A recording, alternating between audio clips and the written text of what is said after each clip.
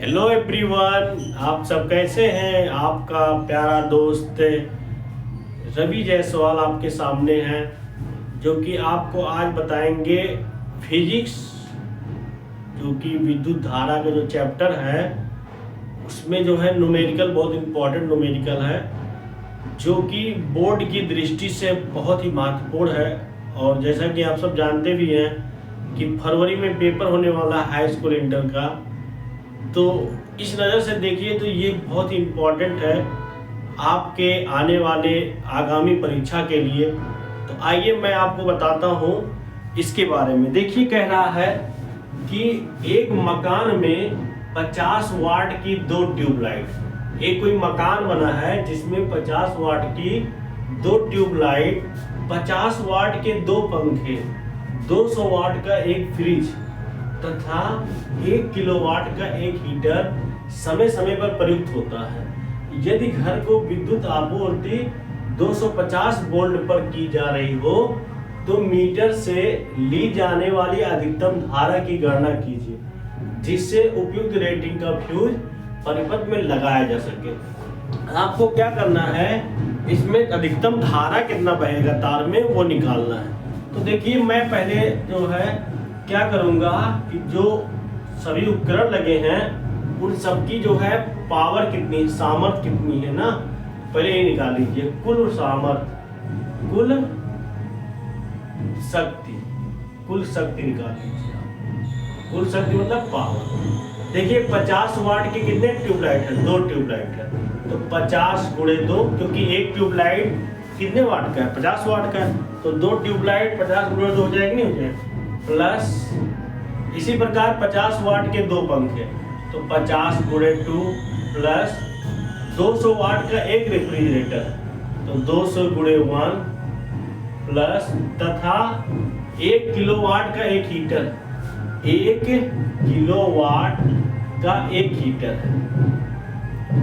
अब इसका कुछ शक्ति निकाल लीजिए। देखिए 50 का पूरा 2 में करेंगे 100 हो जाएगा, प्लस 50 दूनी 100 प्लस 200 प्लस 1 किलोवाट बराबर 1000 वाट होता है। तो ये सब हो गया कुल वाट। कितने हो गए कुल वाट। अब जोड़ लीजिए आप, 1000 में 2 से जोड़ेंगे 1200, 1300, 1400, तो कुल कितने वाट हो गए 1400 वाट। और इस 1400 वाट का जो मतलब सामर्थ्य, जो शक्ति है, इसको जो हम किससे जोड़ रहे हैं, घर को विद्युत आपूर्ति 250 वोल्ट से जोड़ रहे हैं। तो B बराबर दिया है, विभवांतर दिया है 250 वोल्ट। अब हमें निकालना है धारा निकालना है, तो चूंकि हम जानते हैं P बराबर होता है BI। अब हमें धारा निकालना है, इसलिए देखिए अब हमें I इक्वल हो जाएगा, धारा निकालना I बराबर P/P हो जाएगा। P कितना है 1400 बटे, और B कितना है 250, 1 0 0 कैंसिल हो गया, बचा 25, 5 दूनी 10, 5 अट्ठे 40, बचा 25, दशमलव उतारिए, उसके बाद कितना हासिल 3 हासिल, 5 36 इक्वल टू 5.6 एम्पियर की धारा जो है प्रवाहित। यही आपका आंसर हो गया। आप, मुझे उम्मीद है कि आपको समझ में आया होगा। इसका स्क्रीनशॉट ले लीजिए। इसके बाद मैं नेक्स्ट बता रहा हूँ।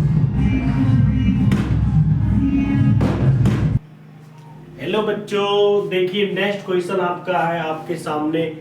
कह रहा है कि एक मकान में 100 वाट का एक पंखा, एक मकान है जिसमें 100 वाट का एक पंखा, 50 वाट की 2 ट्यूबलाइट, 100 वाट का एक टेलीविजन सेट प्रतिदिन औसतन 10 घंटे जलते हैं।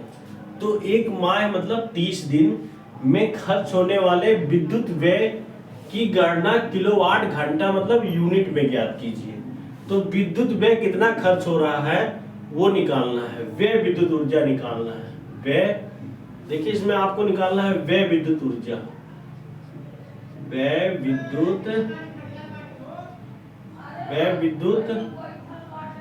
ऊर्जा इक्वल टू फार्मूला होता है कुल वाट गुणे घंटे, कुल वाट गुणे घंटे गुणे दिन गुणे संख्या मतलब दिनों की संख्या बटे 1000 होता है। ये फार्मूला होता है। इसी फार्मूले से हम जो है वह विद्युत ऊर्जा निकालेंगे जो कि यूनिट होता है। क्या होता है? किलोवाट घंटा। तो आप क्या करिए, पहले कुल वाट निकाल लीजिए। कुल वाट बराबर हो जाएगा कुल वाट मतलब 100 वाट का एक पंखा है ना, तो 100 वाट गुणे एक पंखे। 100 वाट का एक पंखा है, 100 वाट के कितने पंखे? एक पंखे प्लस 50 वाट के 2 ट्यूबलाइट। 50 वाट का कितना ट्यूबलाइट है? 2 ट्यूबलाइट प्लस 100 वाट का एक रेफ्रिजरेटर है। 100 वाट का एक रेफ्रिजरेटर है। एक मतलब टेलीविजन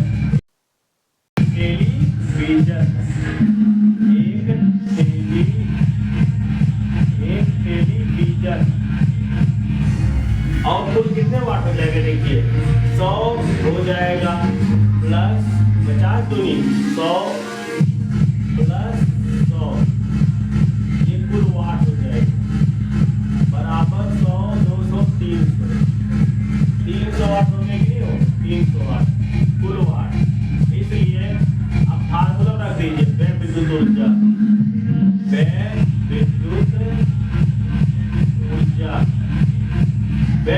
का फार्मूला होता है कुल वाट। कुल वाट कितने हैं? 300 गुणे घंटे कितने हैं? 10 घंटे। प्रतिदिन 10 घंटे कितने दिन है? 30 दिन बटे 1000 करना।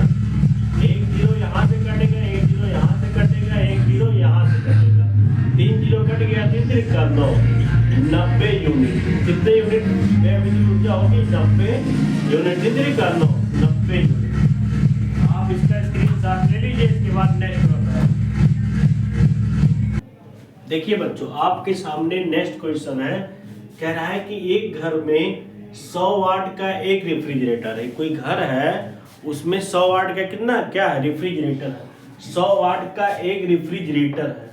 प्रतिदिन 15 घंटे चलता है। प्रतिमाह मतलब 30 दिन में खर्च होने वाले विद्युत बिल की गणना को किलोवाट घंटा में व्यक्त करना है।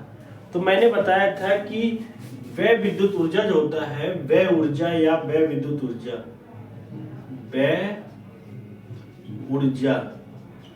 वह ऊर्जा का फार्मूला होता है कुल वाट गुणे कुल घंटे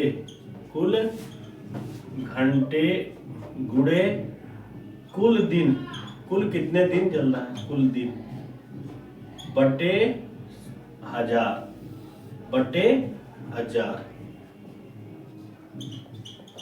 अब देखिए कुल वाट कितना है? एक रेफ्रिजरेटर है जो 100 वाट का है। कितने वाट का है? 100 वाट। 100 वाट गुणे कुल घंटे कितने चल रहा है? 15 घंटे चलते हैं। 15 घंटे गुणे कुल दिन 30 दिन बटे 1000। अब देखिए एक जीरो तो यहाँ से कट जाएगा और 2 जीरो यहाँ से कट जाएगा, तो आपका बचेगा 15 या 45 यूनिट जो है ऊर्जा की खपत होगी। वह ऊर्जा कितना हो जाएगा? 45 यूनिट। तो मुझे उम्मीद है कि आपको समझ में आया होगा। इसका स्क्रीनशॉट ले लीजिए। इसके बाद मैं नेक्स्ट बता रहा हूँ। हेलो बच्चों, अब देखिए नेक्स्ट क्वेश्चन आपका है। इसमें समझिएगा अच्छे से, ये भी बहुत इंपॉर्टेंट क्वेश्चन है। ये तो मोस्ट इंपॉर्टेंट है, ये परीक्षा में जरूर आएगा। मोस्ट इंपॉर्टेंट है ये परीक्षा में जरूर आएगा और 6 नंबर का लगभग में आएगा। कह रहा है कि 220 वोल्ट व 10 एम्पियर धारा का मोटर 70% विद्युत ऊर्जा को यांत्रिक ऊर्जा में बदल देता है। वह 30 मिनट में कितने किलोग्राम जल ऊपर चढ़ा देगा? आपको बताना है। कोई मोटर है ना, पहले क्या करता है कि जो है पहले विद्युत ऊर्जा को ग्रहण करता है। अब हमें ये समझना है कि मोटर कितना विद्युत ऊर्जा ग्रहण किया। अब जितना विद्युत ऊर्जा ग्रहण किया उसमें से 70% जो क्या करता है मोटर, उसको यांत्रिक ऊर्जा में बदल देता है। और उसी यांत्रिक ऊर्जा के द्वारा ही पानी जो है चढ़ेगा ऊपर। यह ऊंचाई जो दिया है, मतलब जो दिया है यह ऊंचाई, मतलब यहाँ पर ऊंचाई मेंशन नहीं किया गया है, इसमें लग रहा है कुछ छूट गया है।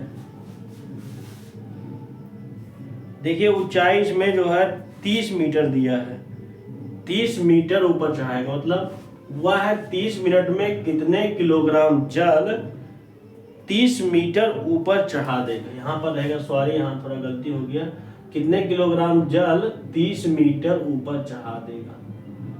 किलोग्राम जल 30 मीटर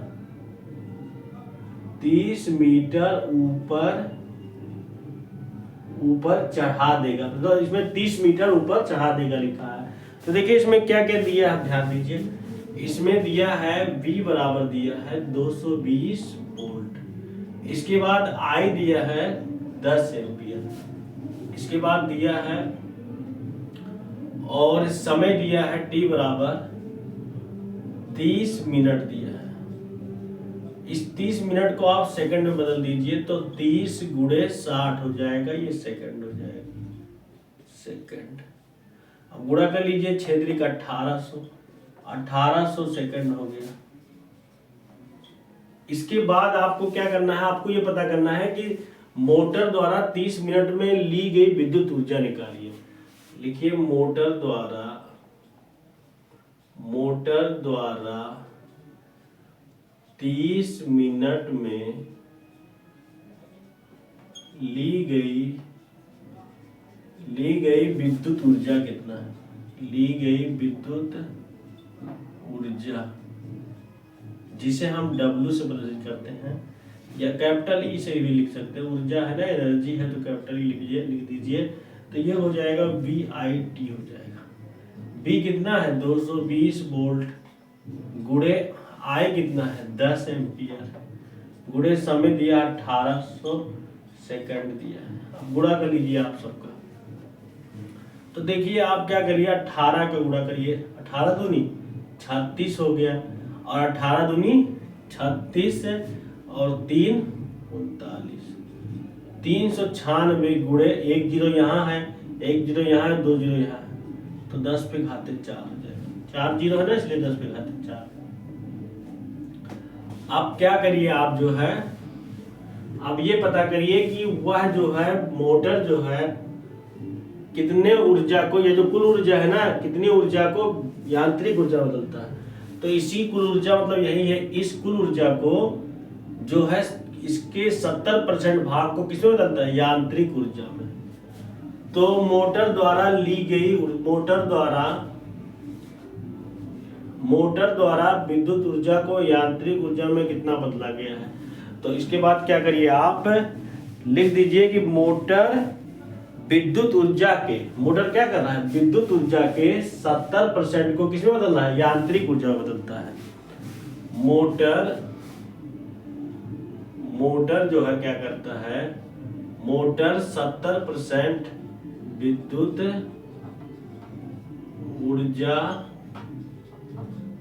ऊर्जा को यांत्रिक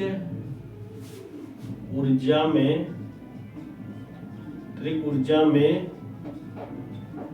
बदलता है। अतः इसके बाद लिख दीजिए आप कि मोटर द्वारा दी गई ऊर्जा, मोटर कितना ऊर्जा दे रहा है, यांत्रिक ऊर्जा में जो बदल रहा है मोटर कितना दे रहा है। मोटर द्वारा दी गई ऊर्जा, मोटर जो ऊर्जा दे रहा है वो 396 गुणे 10 पे घाते 4 का 70% ऊर्जा जो है, 70% में बटे 100 कर लीजिए, 70% ऊर्जा क्या कर रहा है, यांत्रिक ऊर्जा बदल रहा है। इसे काट दीजिए, एक जीरो यहाँ से कट जाएगा और एक घात यहाँ है, तो एक जीरो यहाँ से एक घात कट कैंसिल हो जाएगा, 3 घात बचेगा। तो आप देखिए गुणा कर लीजिए, 7 छक 42, 4 हासिल हो गया। इसके बाद 7 9 63 और 4 67, 6 हासिल हो गया। 7 3 21 और 6 27, गुणे 10 पे घाते 3 हो जाएगा। अब आप क्या करिए, अब आपको क्या करना है कि वह कितना मतलब 30 मिनट में वह कितने किलोग्राम जल 30 मीटर ऊपर चढ़ा देगा। तो माना मोटर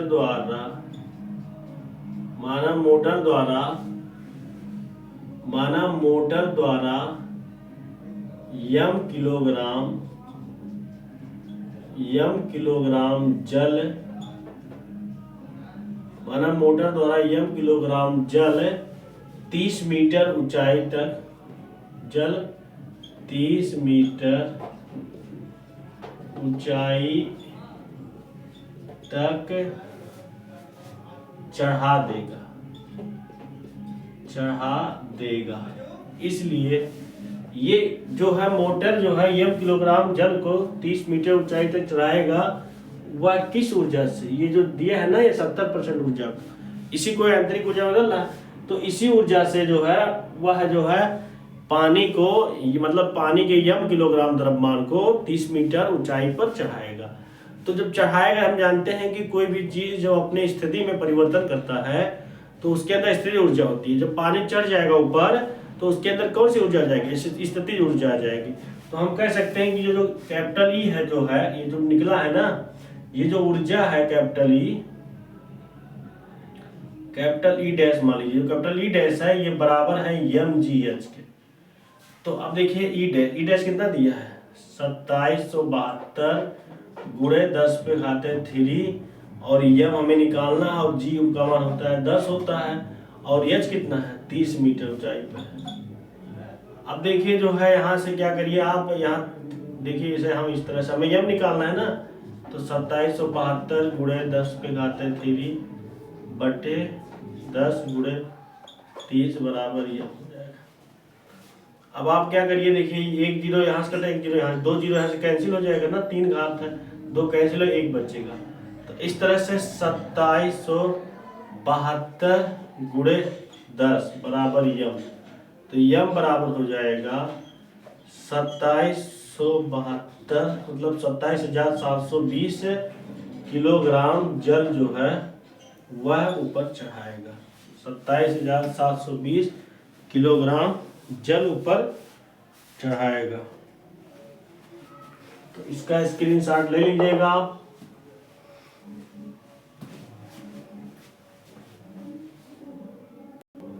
देखिए बच्चों, आपके सामने ये भी बहुत इंपॉर्टेंट क्वेश्चन है। मैं जो है न्यूमेरिकल में देख रहा हूँ, जो इंपॉर्टेंट हो वही मैं ज़्यादा बताने की कोशिश कर रहा हूँ।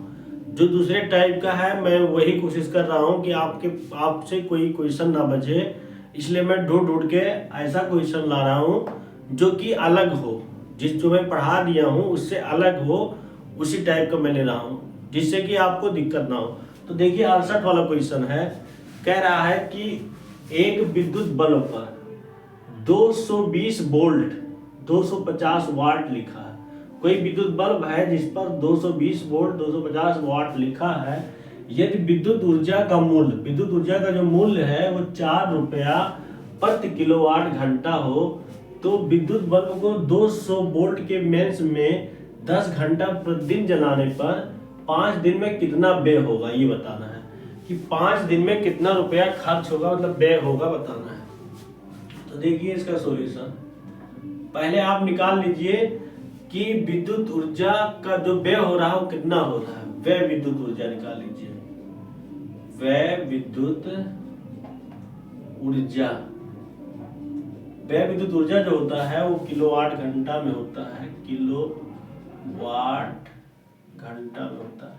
किलोवाट घंटा में कितना व्यय विद्युत ऊर्जा हो रहा है वो बताना है। तो ये फार्मूला होता है कुल वाट गुणे घंटे गुणे दिन बटे 1000 होता है, फार्मूला होता है। इसी को कहते हैं यूनिट। क्या कहते हैं? यूनिट की संख्या। अब देखिए कुल वाट कितना दिया है, कुल वाट दिया है 250 वाट, 250 वाट दिया, गुणे कितने घंटे चल रहे हैं, 10 घंटे, 10 घंटे गुणे दिन कितने दिन, 5 दिन बटे 1000। एक जीरो एक जीरो कैंसिल हुआ, एक जीरो एक जीरो कैंसिल हुआ, 5 एक कम 5 5 दूनी 10, तो आ गया 25/2 यूनिट या किलोवाट घंटा भी इसे कहते हैं। यूनिट को भी क्या कहते हैं? किलोवाट घंटा। तो हमें निकल गया कि जो व्यय विद्युत ऊर्जा है वो 25/2 किलोवाट घंटा है। तो आपको अब निकालना है कि कितना मूल्य खर्च होगा, कितना मतलब व्यय होगा, धन कितना लगेगा। हम देख रहे हैं कि विद्युत ऊर्जा का जो मूल्य है वो 4 रुपया प्रति किलोवाट है, मतलब 1 किलोवाट पे कितना रुपया लग रहा है? 4 रुपया। तो लिख दीजिए, चूंकि 1 किलोवाट घंटा पर व्यय धन या व्यय मूल्य मतलब खर्च 1 किलोवाट घंटा पर मूल्य कितना लग रहा है? 1 किलोवाट घंटा व्यय 1 किलोवाट घंटा व्यय विद्युत ऊर्जा का मूल्य कितना है? 1 किलोवाट घंटा की व्यय विद्युत ऊर्जा का मूल्य 1 किलोवाट घंटा की व्यय विद्युत ऊर्जा का मूल्य दिया है, का मूल्य बराबर दिया है 4 रुपया दिया है। कितना रुपया दिया है? 4 रुपया। इसलिए 25/2 किलोवाट घंटा की व्यय विद्युत ऊर्जा बराबर हो जाएगा 25/2 गुणे 4, 2 एक कम 2 2 दूनी 4, 25 दूनी 50, तो ये हो जाएगा 50 रुपया। यही आंसर है। मुझे उम्मीद है कि आपको सब समझ में आ गया होगा। Thank you so much. आप सभी को बहुत बहुत धन्यवाद देखने के लिए। नमस्ते।